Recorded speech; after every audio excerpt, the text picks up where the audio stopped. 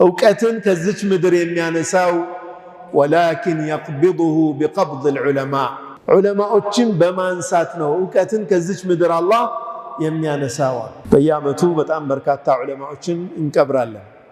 ግን ከወጣቶቻችን ውስጥ እነኚህን ዑለማዎች ኢንሻአላህ እኔ ነው የምተካው ገሌን የሚል ወኔ ያለው ማን አለ?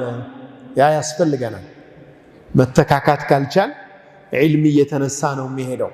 ታዲያ መጨረሻ ላይ فإذا لم يبق عالم አዋቂ በጠፋበት ዘመን ይላሉ ነቢያችን ሰለላሁ ዐለይሂ ወሰለም اتخذ الناس رؤساء جهالا መሃይማንን መሪዎች አድርገው ሰዎች ይይዛሉ።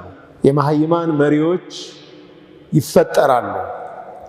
فسئلوا እነኚህ ሰዎች ደግሞ ፈትዋ ይጠየቃሉ። فأفتوا بغير علم ያለ እውቀት ፈትዋ ይሰጣሉ። فضلوا وأضلوا ይጠማሉ ያጠማሉ አሉ ነቢያችን ሰለላሁ ዐለይሂ ወሰለም። ዛሬ በየሰፈሩ ፈትዋ የለም። እውነት በዲን ጉዳይ ላይ በየሶሻል ሚዲያው እየተናገርን ያለን ሰዎች ለዛ ጉዳይ አህልነን የሚገባውን ቦታ ይዘን ይሆን? የሚገባውን እውቀት ይዘን ይሆን?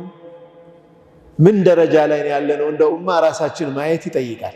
የሚገባቸው ሰዎች እውቀቱ ያላቸው ሰዎች ናቸው ፈትዋ እየሰጡ ያሉ፣ በተለያዩ ጉዳዮች ላይ ብይን እየሰጡ ያሉ፣ ወይንስ ቅንጭብ እውቀት ይዘን ነው እየተናገርን ያለነው? ራሳችንን መገምገም ያስፈልጋል።